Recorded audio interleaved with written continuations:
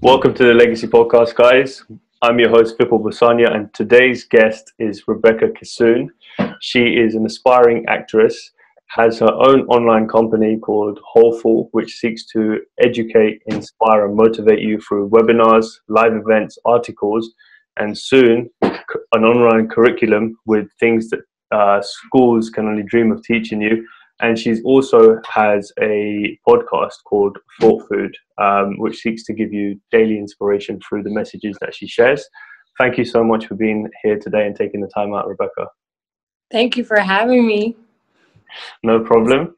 So just to dive straight into it, you describe yourself in your profile as a seeker of all truths. Tell me about that. What does that mean? And why would you describe yourself in that way? So, seeker of all truths to me means that if something is the truth, I don't question it too much. And I think that a lot of problem with society is that we don't use our intuition. We just have to question things, we have to research things, and we have to go with our logical mind. But I don't think that our logical mind is that smart. I think that most of our knowledge from this world, this universe is so huge, is accessed through our intuition. And when I say seeker of all truths, I'm open to anything that's true.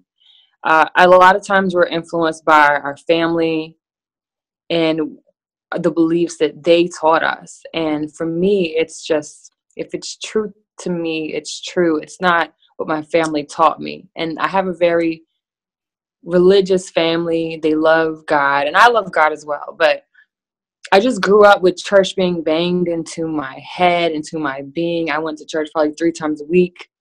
And I just went through a period of time where I wanted to believe things because it was true for me and not because someone else introduced me to it. And so I started praying and asking God myself for truths and asking the universe to reveal things to me through meditation. And I found myself in some really cool places. So. Yeah. Okay. No, that's amazing. So, I mean, it's interesting you say about following your intuition because a lot of our own self knowledge lies there, but it's difficult to tap into. So, I know you recently made a podcast that I actually listened to that sounded very interesting and touched on some topics that I personally experienced this year. So, I mean, talk to me a little bit about how you'd actually tap into that. Is that something you've always been able to do? I mean, No. Mm-mm. So when I was younger, I was exposed to spirituality very strong, and I was exposed to things happening around me that other people would think is kind of crazy. Because being in a Baptist church, growing up in a Baptist church, I would see things like someone might be blind and they would get healed by prayer, or someone can't walk and they'd be able to walk because of a prayer. And I didn't understand any of that. And I didn't really want to care to be around it. I would say, like, Dad, like, oh my God, are we going to that long church again? Like, can we please not go this Sunday? And as I got older, I would say that my spiritual journey began when I moved to New York alone to attend acting school. And I would find myself walking on the streets and just being open to anything, like, oh, where should I go? Where should I turn? Should I make this right? Should I make this left? And I would just make a right and make a left. And I would always be open for the universe to reveal things to me. So one of my favorite places for things to be revealed was in the bookstore. I'd always be led to some really cool bookstore, and I would walk around and be like, where do I need to go? And I'd be led to the perfect book for that moment in time that I needed to read. Like, I would be open to my spirit telling me, make a right, make a left, go to this bookshelf. Oh, you should be in the business section. You need to be in the historic section. And I would just go and get the book that spoke the most to me. Notifications again. And it was really cool because at that point in time, following my intuition led to some really amazing situations and places. And actually, me going to New York in the first place was my first experience with following my intuition. I was working as security at TSA, And I hated my job. I would go to work every day and I would say, oh God, I hate this. And people there would tell me, like, this doesn't match you. You know, I had to pat down people. I had to check their bags. And I was only there. Wow, someone's vacuuming something in the background. Can you hear that? No, that's fine. Okay. I'm going to share the office space right now. And they're across the hall. But what was I saying? Oh, yeah. At TSA, I used to tell my best friend every single day, I didn't want to be there, that I wanted to be in acting school and I wanted to be an actress. I didn't know how I was going to afford it on this part-time salary because I didn't have full-time right now. I said, I'm going to acting school in New York and I'm going to train with the best teacher. And I would tell him that every single day. And I didn't know how it was going to happen. I had no clue. And the only reason why I was at TSA, this is what I was saying before the vacuum. The only reason why I was at TSA in the first place was because my mom wanted me to have a government job so that I could move up. And I was trying to be a good girl and listen to my mom and, you know, make her happy and also be independent and move up in the government. But I knew deep down inside that's not what I wanted to do.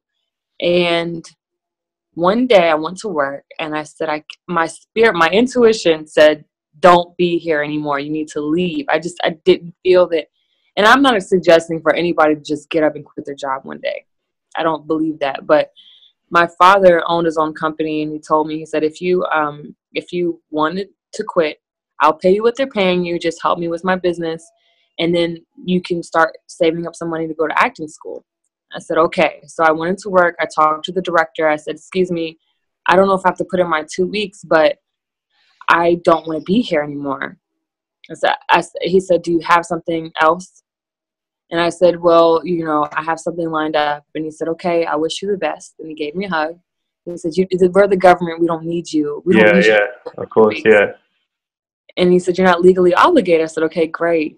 Thank you. Said my goodbyes. And literally that morning, the next morning, I was in my mom's basement and I received an email from a scout in New York. They emailed me and said that would I like to move to New York? Promise you, yeah. I didn't apply to anything.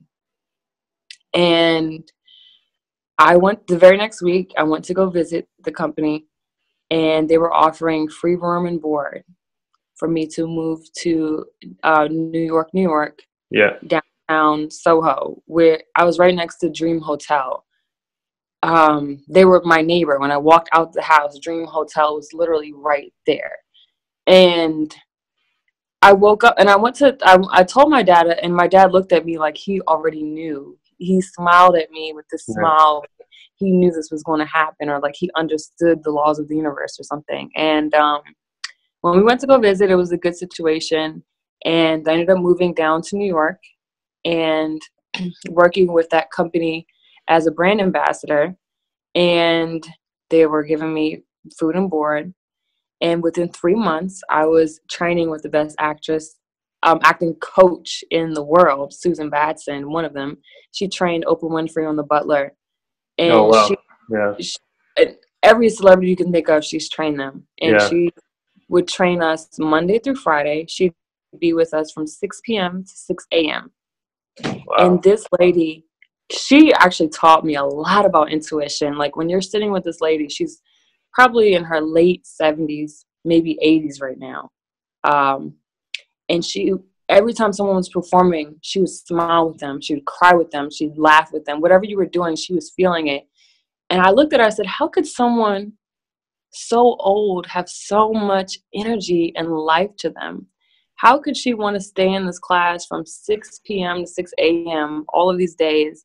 And then on top of that, she could get paid way more with celebrities, but she charged us a different fee. If you were not a celebrity, you got a flat regular fee. But if you were a celebrity, she charged you her celebrity fee.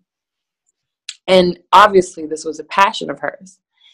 And I told myself, I said, I want to be filled with so much passion that I come to work like she comes to work. And during that time in New York, so many things happened that followed suit to that experience where I wanted to go to New York. I quit for New York, had an opportunity in New York without even applying for anything.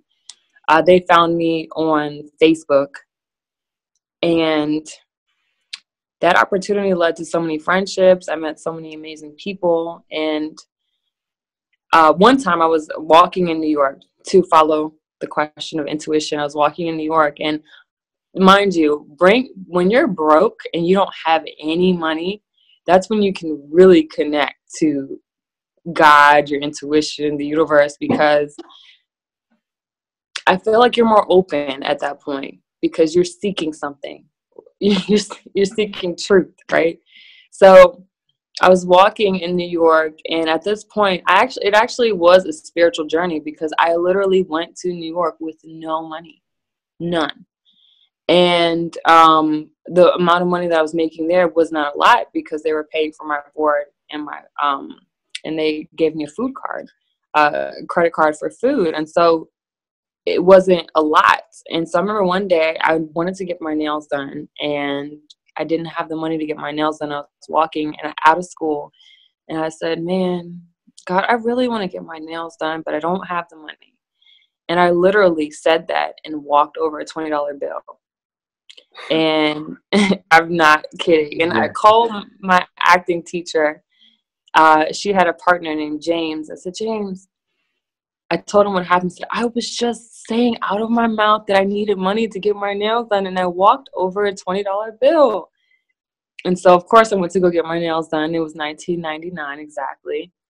And he said, "Well, that just means that money's coming your way." But he said, "Keep doing what you're doing. Keep talking to the universe, and you will keep getting answers. Keep saying what you want, and you'll keep getting answers." And I hope I gave a good description of how you follow your intuition. I just ask questions, and I wait for answers. So it's interesting that you say that about intuition, because I think a lot of time these days you find people that second guess themselves, and they don't really follow that because they feel that they'll be judged almost, and then they don't trust themselves either because there's no one there to spur them on to actually encourage them to follow that when they're younger. And it's something that lacks in education and in the home life, and it's not anyone's fault. It's just that the people that create the education system and the people that bring you up, your parents, are typically not brought up to do that in their lives, and so it's not natural for them to pass that on because they don't know how to. So it's good that you realize that and follow that, because obviously it sounds like it's opened a lot of doors for you. And I found that to be the case with me, like even starting this podcast and going on the journey of building the community that I'm trying to build. So many influencers and individuals that I could only dream of speaking to have now sort of come in my direction, given me the chance to speak to them, learn from them, and allow me to share with them. So what do you feel were some of the instances where you didn't follow that and things sort of went wrong because you sort of turned away from the feeling that you were getting inside?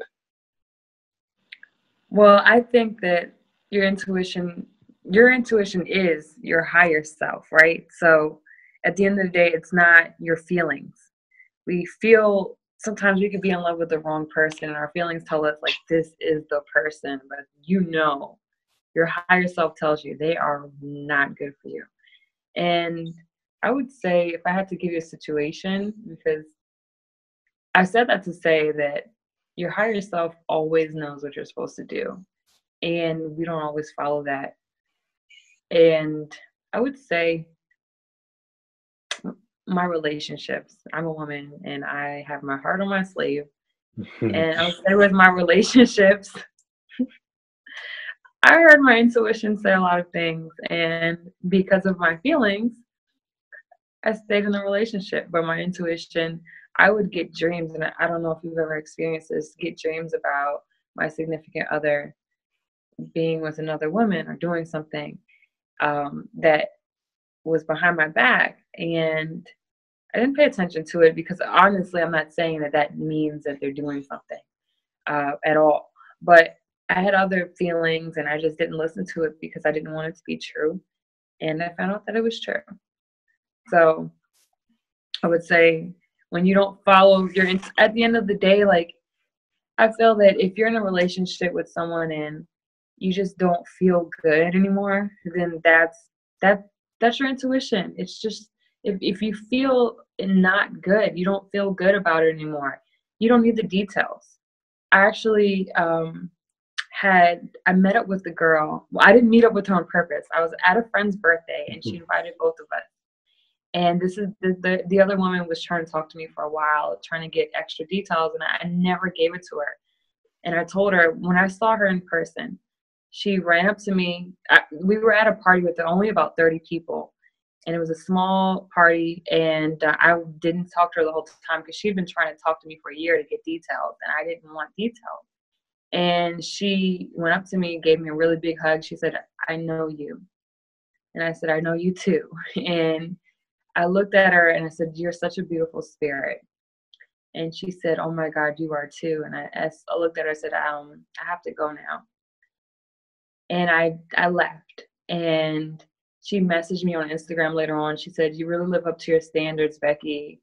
I'm really happy that I met you. I hope that there's no bad blood between us." But I said that to say that I didn't need all the details of, the days that they met and things that they did, because my intuition told me that something was off. It was my decision if I was going to listen to it or not. And all the extra details, just negativity that I don't need to feed my brain. So, yeah. Yeah. I think sometimes it's events that we have to go through to actually learn the difference between following and not following it, so that we actually see it more clearly moving forward. And I think every negative event is just a lesson for when the real event matters that comes up in your life. So it's all a big painting, almost like, you're creating your life, this masterpiece, whatever you want to call it. And the bad, there is no like bad and good. I know this is getting a little bit deep now, but like the way I see it is, there is no bad and good. It's just what you label it. So the fact that you went through that, like, who says it's bad? That's just a part of your life, right? That's just one moment or one event that's happened. So what if it's good? Your book. Yeah, exactly. One chapter of many, So it's just all building up to be a big life picture for what your life is going to look like when you look back at 90 and you review everything that's happened. That'll be part of it, and it'll be something you'll be happy to have gone through because it made you a stronger person. It gave you some perspectives or realizations that you couldn't have had otherwise.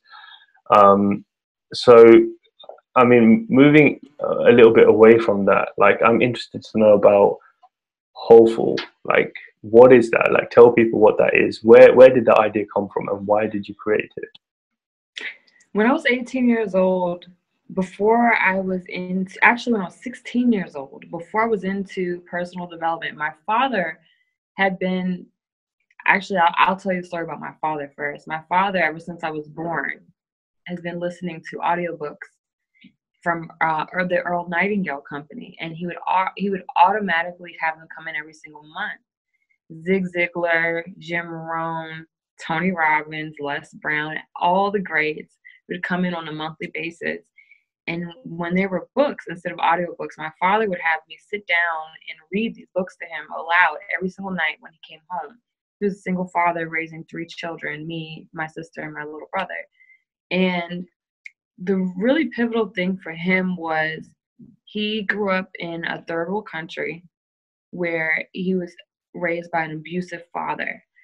And he was told every day how stupid he was, how ugly he was, how he'll never be anything.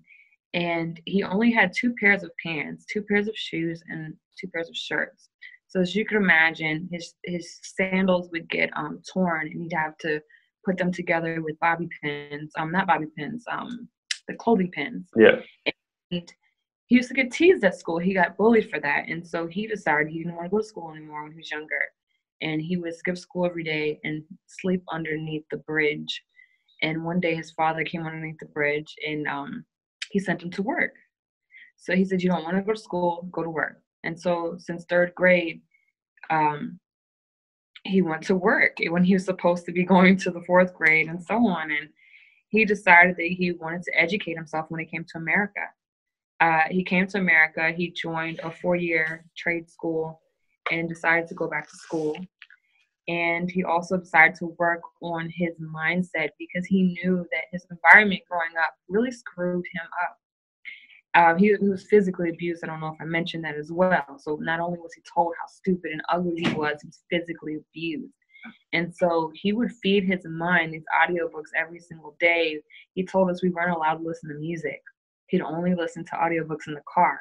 And you can imagine, as a single dad, taking us to school, picking us back from school, taking us to, we had karate classes. We'd be in the car with our dad a lot, and he would not let us listen to music. And we were just like, Dad, you're so corny, you're so boring. Why do you have to be so serious all the time? Can you please play some music? And so sometimes he'd play story audiobooks. It wouldn't just be, it'd be like fairy tales or something, but he wouldn't play music. And when I was younger, I just had this intuitive feeling that one day I was going, and honestly, I didn't like the personal development when I was younger. I was so annoyed by it, but little did I know unconsciously it was affecting me, and my dad knew what he was doing. He'd also come into my room every single morning when he woke my sister and I up. And it's crazy how things work, because when I was younger, when your parents break up, you think, hey, this is for the worst. But in actuality, when I look back, it was for the best. And that's the same thing when we look back at times where we didn't follow our intuition. And my father would come to our room and he would say, get up. You are a leader. You are an influencer. You are amazing. You're beautiful. You're going to change the world today. And he would just talk, and I'd be knocked out of sleep. And I'd wake up to my dad saying these things. And he would say, you can't go into a coal mine with a white suit and come out with a white suit. Watch who you hang out with. Or he'd say metaphors like that. You can't be a chicken and fly with the eagles. You can't scratch with the chickens and fly with the eagles. You can't scratch with turkeys and fly with the eagles. Be a leader. And unconsciously, all of that built up in me. And when I was around 16 years old, I wrote down a plan to start an empowerment company. And I didn't know at the time that it was an empowerment company, because at the time I just wanted to help young girls and give them advice about everything that they needed that they didn't hear from their mother. Because my mom and I had a relationship, but I just felt like I needed to know little things that no one was telling me. So at first I wanted to educate people and help young women in particular, and help them figure out what it is that they want to do with their lives, number one. Number two, I wanted to, and honestly at that point I didn't even know what I wanted to do with my life, but I wanted to help them with advice, with relationships, with guys. I wanted to give them advice that their parents should have gave them but didn't, or their motherly advice. And as I got older, I always knew, when I was 16, I always knew it was going to be a blog of some sort. But I didn't refine it yet, and I just left it alone. I wrote down the plan, left it alone, never touched it again. And then when I was 18 years old and I was working at TSA, doing a job that I hated, I called my dad and I said, Dad, remember those audiobooks that you used to listen to in the car? Can I have them? Can I have some of them? He said, you can take whatever you want. Just come and get them.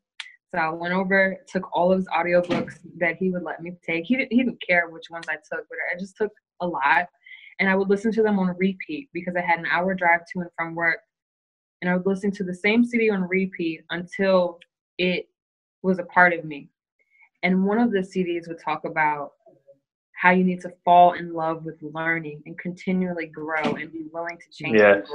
Yeah. And I really wanted that to take over my being, because at the time, reading wasn't that fun to me. Learning wasn't that fun to me, but I wanted it to be fun. And so I would just listen to it, and honestly, I can tell you, everyone that knows me knows that I love to learn, and I love growing, and I love reading now. But it was because I honestly know that it was because I trained my mind to feel that way, because I didn't feel that way at first. And I started getting into personal development, and I moved to New York. I don't want it to be a really, really long story, but I moved to New York shortly after when I got the opportunity. And then I moved to LA after New York because I got an opportunity to be managed in New York and as an actress. And I moved to LA and I had a experience. This is insane, this experience, but basically I was home alone one day and I felt that someone was looking at me through my window. And this was at 1:30 in the morning. I was home alone. I had a house. I had a backyard with a pool house, and it was lit up with, I think I had about 4 trees and right behind my window. And I felt like someone was looking at me. So I called the police and they came over, and my intuition said I couldn't be there that night. I just had to leave. And I left. I went to a hotel that night. And the very next day, came back to the house, packed all of my things, moved back to Washington, D.C., with the intent to come back and get the rest of my furniture and everything, because I just didn't feel right being in that house anymore. And when I came back to get my furniture, all of the windows in the back of the house were broken. And I talk about this in my podcast briefly, but come to find out that the pool guy that was cleaning my pool had a vendetta against, I guess, my little brother or something, or he had psychotic issues and he just wanted revenge, and I have no idea. I filed a police report. I was moving, so I didn't really put too much energy into it. But I left and I came back to Washington, D.C., and that is when I said the prayer. I said, I don't care what I do with my life. I just want to do what I'm put here to do. If it's not an actress, cool. What is it? And I was seeking that truth. And that's when I had the dream about the podcast. I also had a dream about a nonprofit. And the nonprofit was to help people that are going through depression, that need to be motivated, that need to be educated on how to really grow spiritually and personally. And I think that a lot of people feel that they're alone, and because they may not have the support, or people don't know what they're going through on a regular basis as an entrepreneur, as an influencer. And I just want to be that voice that speaks to that inner voice inside of you that really tells you can do it, and I believe in you. So. Yeah, no, that's an amazing story, and don't ever feel that you need to hold back just because it's getting a bit long, because that's the whole point. I want you to share your story and what's gone on. So thank you so much for sharing that. And I think it's interesting that you mentioned about your dad. That's it, because I had the opposite upbringing, because my dad was actually in a similar position to you. He did acting in his younger years. So he in his mind, it was all about music and drama and entertainment. So that's constantly what I was brought up around, and still to this day, he's just addicted to music. He just loves it. It's like it's a part of his being. And just on a side note, it's no surprise that my younger brother is a music producer, a musician. Like he loves music. But anyway, like.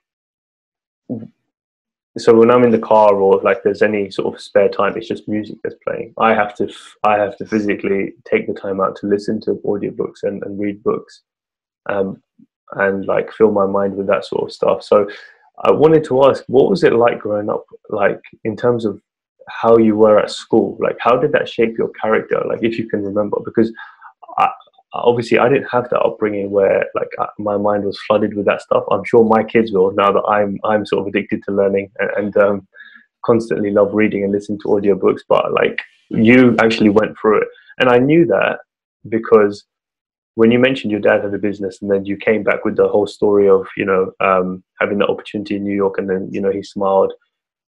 It's weird, because it's almost as if the person who goes out and makes their sort of blazes their own trail, which it sounds like your dad did by having his own business. Yeah. They have to have gone through this evolution to eventually get there. So when things like that happen to you, he smiles because he knows what forces are at work, like what's happening to you, where like sort of the events you're going through already.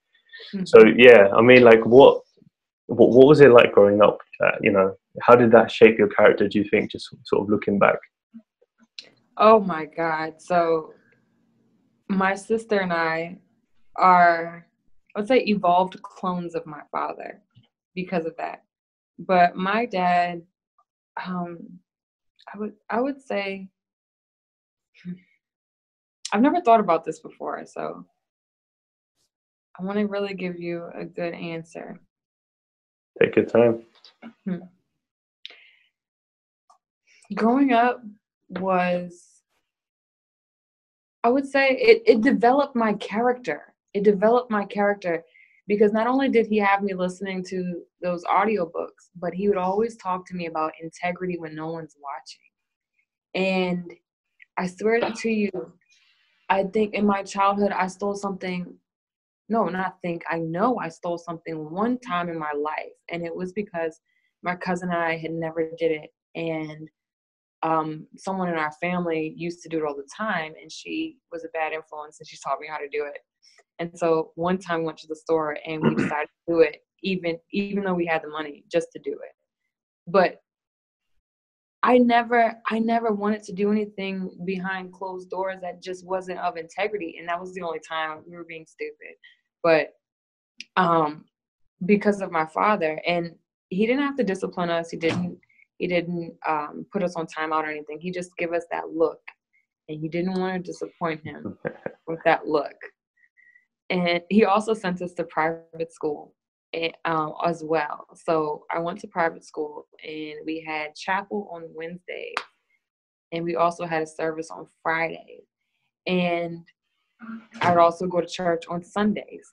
So if you know anything about church, it's just people preaching positive messages to you to help you overcome whatever you're going through.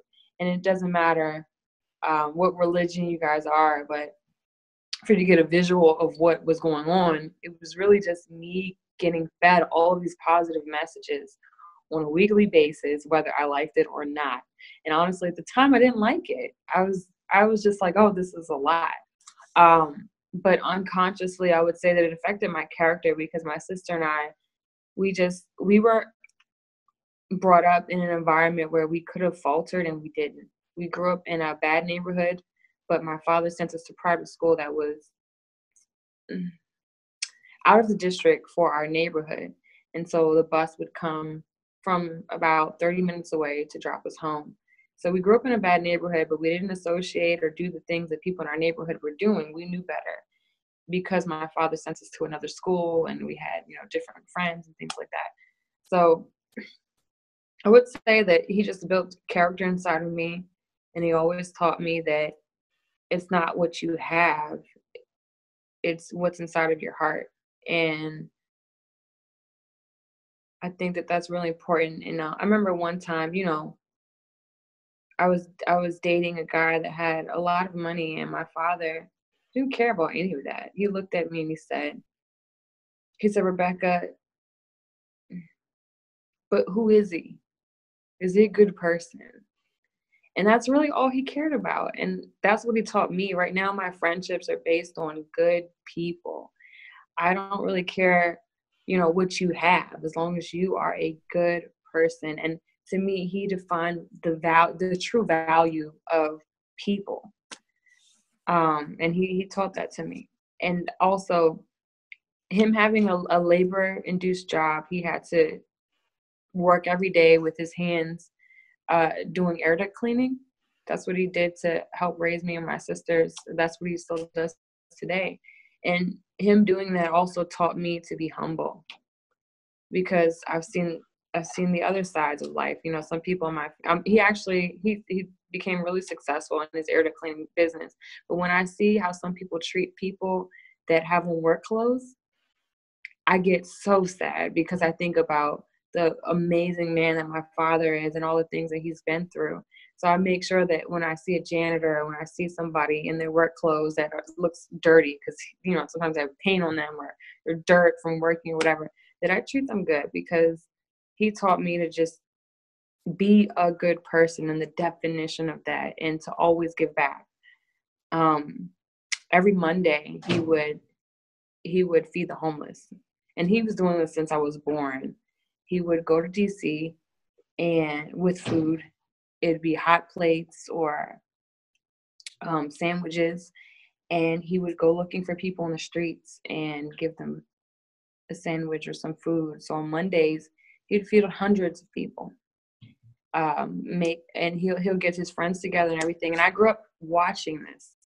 That, you know, the mindset that, like, you have to give back. You can't just be taking up space on this earth. You have to do something for people.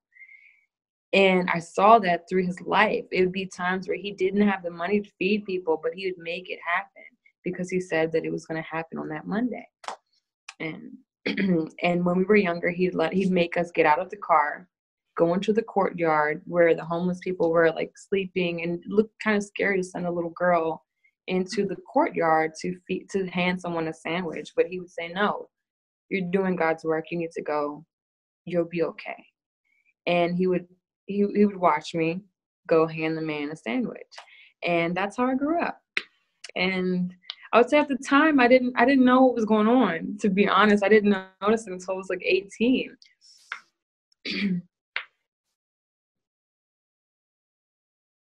But yeah, that's the answer.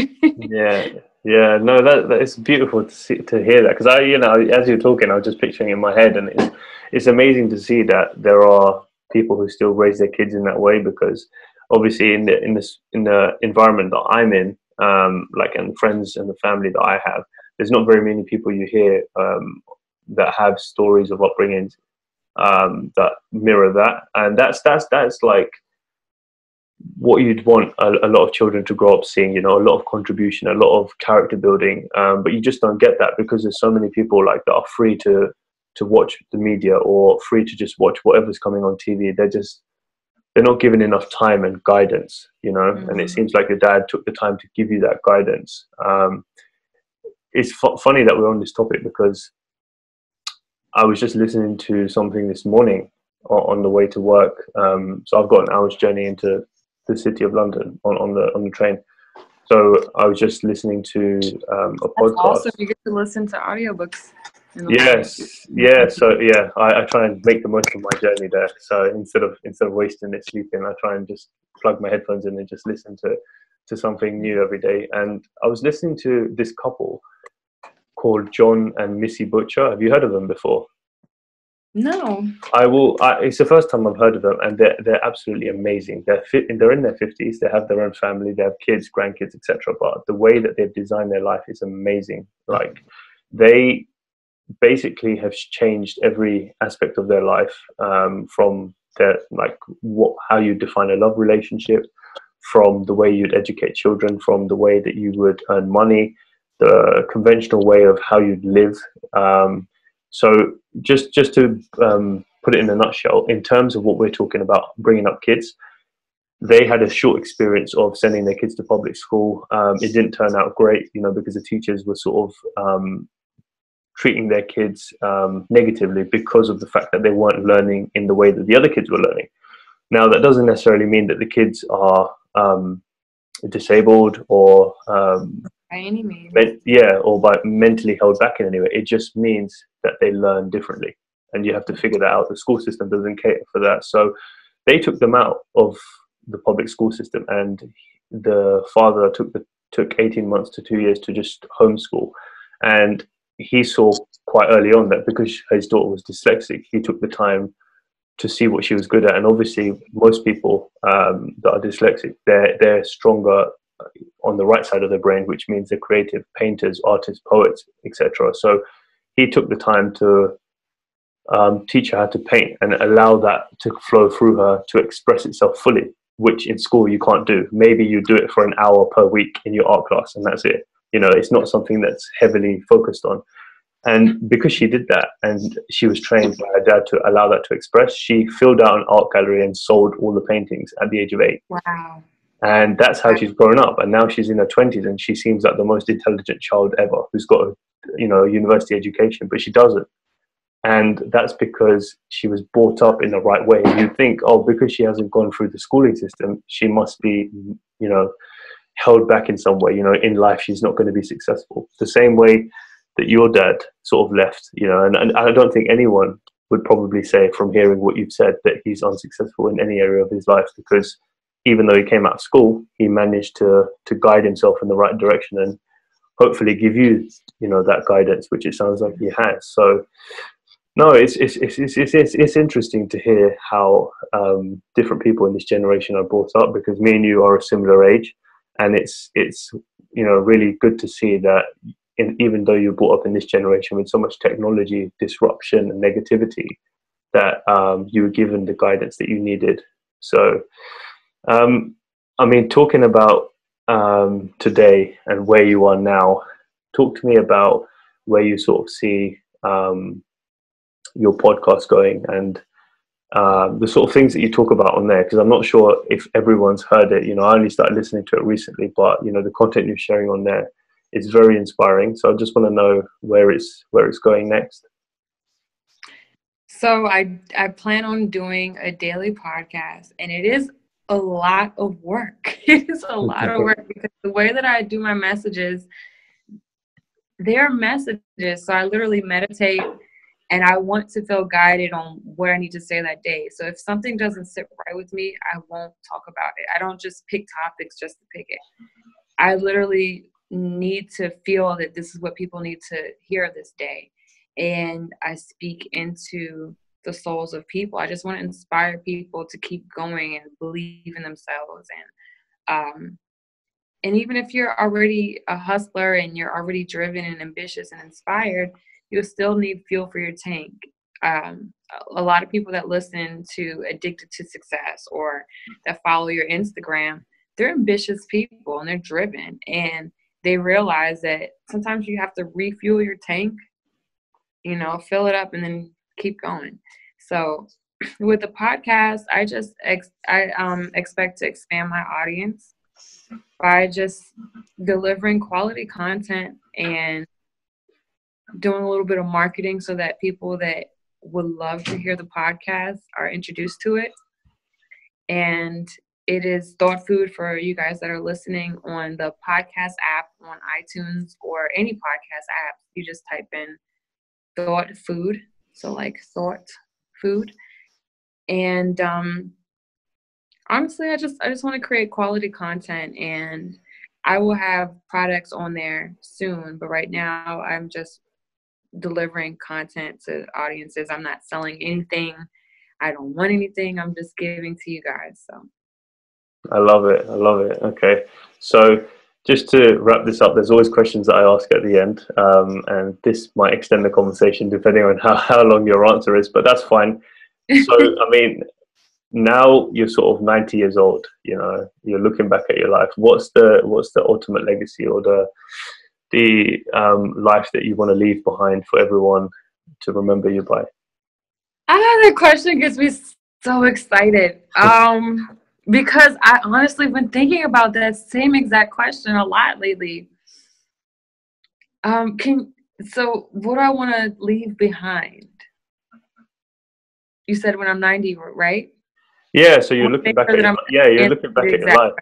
Yeah, so you're looking back at your life and you're just thinking, I want to have traveled the world, and I want to come face to face with people that can look me in the eye and say, you inspired me. You transformed my life. Your work, because it's not me. I would say your work really inspired me to transform my life, because a lot of people want to do great things in the world, but they're not creating the work that will help them do it. And that was my podcast. I just said, you know, I want to have a body of work that can help transform people's lives, and the same thing with the products that I'm planning on introducing to people. But I just want to travel the world, meet amazing people, come face to face with them, help transform their lives, help inspire them to do their dreams, to know that there's no lack, there's no competition. I can just give and give and give and give, and that I'll have amazing experiences and meet people. I want to have an adventurous life, where that's why I wanted to do the podcast versus local radio. Because at first I was going to radio school. I don't know if I didn't tell you, but I was going to radio school and I was working at CBS Radio. Have you heard of CBS?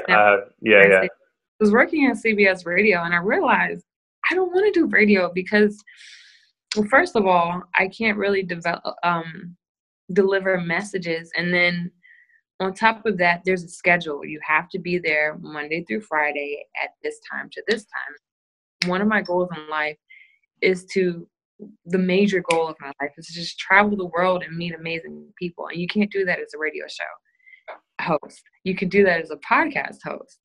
So I would say I'll look back on that rocking chair and just see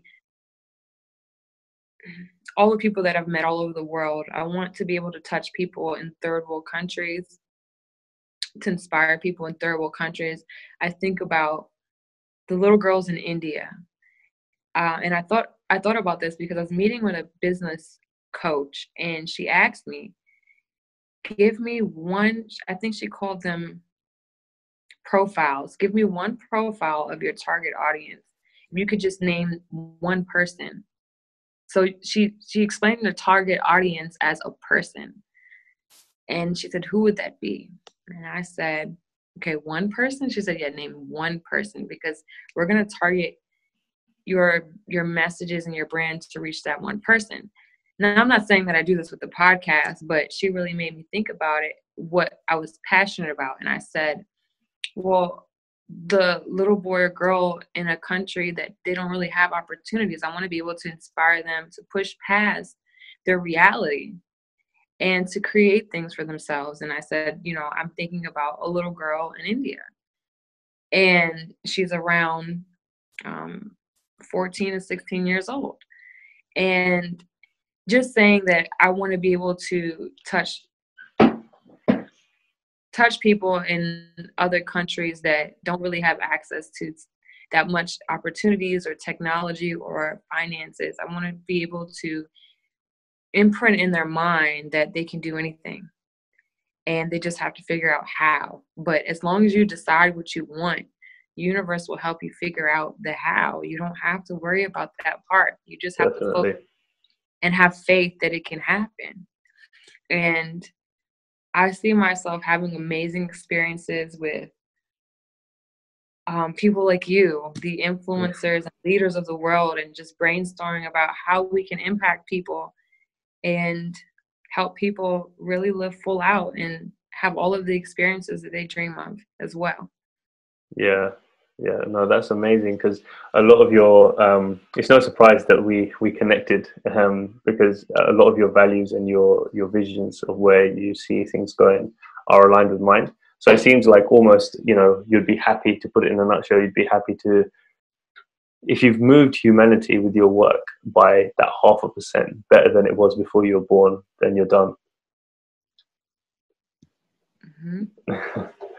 And then the cool part is when you start working in your gift, and when you start working in whatever you're called to do to move humanity, you really are in alignment. You're on purpose right then and there. There's no end goal at that. Like, there's end goals, but there's no place where, I'm going to be happy when this happens. Like, I am fulfilled in my work right now, and I always know that I can do better and I can do more, and there's so many more things that I want to do. But just the fact that, like, you called to interview me, or the messages that I get from people saying, like, I actually have one listener that messaged me every single day as soon as he listens to my podcast, and he tells me how it impacted him. And or the things he said, because of me, I helped him develop his business, and he get back on the grind with his business and do all these other initiatives. He actually started an initiative. And just to hear things like that, or to see someone looking at you and saying, like, you just transformed my life. I was doing a workshop at a conference, and a lady, a grown woman, she's a doctor, she owns 2 clinics. She was crying, and she looked at me and she said, this moment transformed my life. And you realize in that moment, when people tell you these things, or when you have these moments, that this is what life is about. Like, what else is life about? Yeah. And I just want to create more of those moments where I help people, but I also want to make people laugh. So when I'm an old lady sitting on the rocking chair, I would have also been an actress in funny sitcoms and movies, because I like doing that as well. And Yeah. I also want to be a superhero. Yeah. That's a dream of mine, to be a superhero. Or someone that kicks someone's ass in a movie. So Yeah.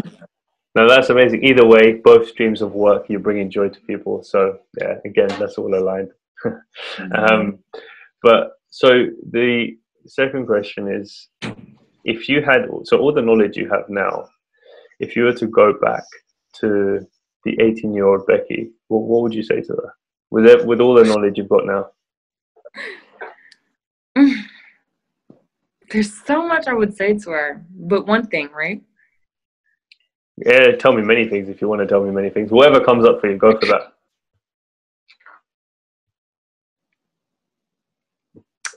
I would say that stop doubting what you want to do. Stop questioning it. You can do it. You can do it. And every single negative thing that's holding you back, cut it off. Anything that is dead weight, anybody that told you you can't do something or that said why you can't do it, cut them off, because you don't need them at the end of the day. And I saw myself holding on to a lot of people that didn't support me. And I would go back to that Becky and say, cut them off.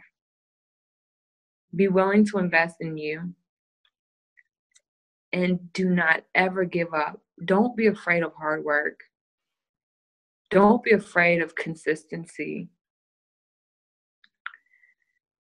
I would say just work hard, believe in your dreams, and just keep moving forward, because a lot of people don't believe in your dreams because they have never seen theirs manifested, and they think that that will happen for everyone else. And so you can't fall into those lies. I would really just tell her that she's enough and she has what it takes. Yeah. I think a lot of our problem was when we were 18, we just didn't believe in our dreams. Everything looks so huge and gigantic to us. Like, I don't, even if you're in doctor school, like one day only in your clinic just seems like huge. I remember when I was 18, I wrote down my name in the middle of a paper, and I wrote down all of the things that scared me that I would be in the future, because I heard an audiobook telling me to do it. I wrote down author. I wrote down model, actress. Now, I don't want to be a model anymore, but I have modeled. I wrote down speaker. I just wrote down everything that scared me, because at the time I was so shy. I could not stand in front of a room and talk. I was in a network marketing company, and the director told me to go up to present a business opportunity, and I told him no. I was so shy.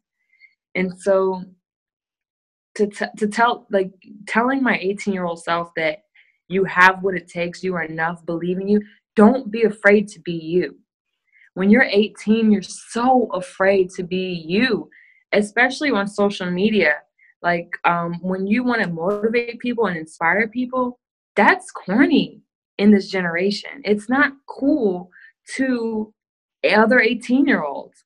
They'd rather, listen to Little Uzi and, people say like F the world and music songs about drugs. They don't want to hear about positivity.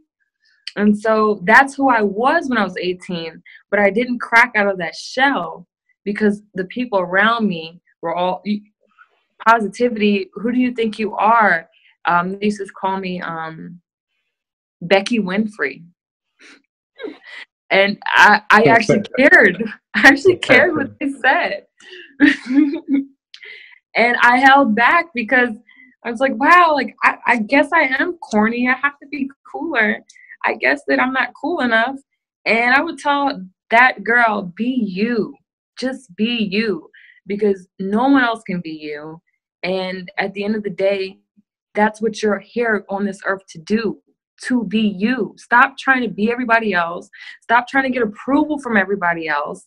You don't need their approval. You don't need their validation. Fuck them. Sorry.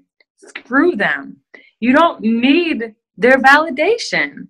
And as an 18-year-old, and I know you may have been through this, but as a shy 18-year-old, I wanted the approval of my peers. And I know that that's a lot of reasons why that we don't introduce the products or the things that we've been working on until we're ready. And then we do all this research and it takes forever. And we want it to be perfect when it's introduced. And then no one's going to see it anyways when it's introduced because you don't know the audience. Yeah. But we're so scared. And I would just tell her, like, don't care what anybody else thinks. Just do what you have to do to move forward in life. And yeah, little shy Becky had to go through a lot, but that's what I would tell her. Yeah, no, that's some good advice, and I think it's all obviously come about because of everything you've been through. So I would definitely say, like, you asked, well, you said you don't know if I've been through it, but I definitely was a lot shyer in school than I was compared to the person I am now. When I think back, for sure, I wasn't the class clown. I wasn't the person who always used to contribute in class. I wasn't the person who used to stand up and talk in front of the class. I was definitely shyer. But now, on the flip side, I'm in the right environment. I'm happy to, be the first person to stand up and talk, be the person to express my opinions. And that's only come about because I've taken the time to self-develop, to find out who I am and the person that I feel comfortable stepping into and becoming. And because I'm comfortable with that evolution, I have the confidence to portray through it as well. Because when you're 18, you're confused as to who you are. You want to be. You've got these things going inside you. You don't know how to read them or understand them, and so you want to just fit in. That overarches everything. And because other people around you are not growing, they're too busy being the source of entertainment and being the center of attention. You want to be the same. You don't want to be left out. So that's what's most important. However, I think that's all part of the evolution. You think that being 18 is the time where you're an adult, that's the peak of your adult life, because when you're 14, 15, you're like, oh my god, 18-year-olds, they're at the top of the school, they have so much respect, they can smoke, they can drink. That's what kids here think about anyway. And I'm just, you get to 18, you think, it's not, well, you get to your mid-20s actually, and you think, being 18, I was a baby. I didn't know anything, like, how can I have said that I'm an adult? I'm definitely not. So I'm sure I'd say this when I'm 35 and say that about myself being 25, but it's all an evolution, isn't it, over time? So yeah. But you thought you knew everything, right? When you were 18? Yeah, definitely. Thought I knew everything. But yeah. So my last and final question, interested to see what you'd say about this one. So if you could write something down now in the time capsule and your great, great, great grandchildren would read it years from now, what would you write?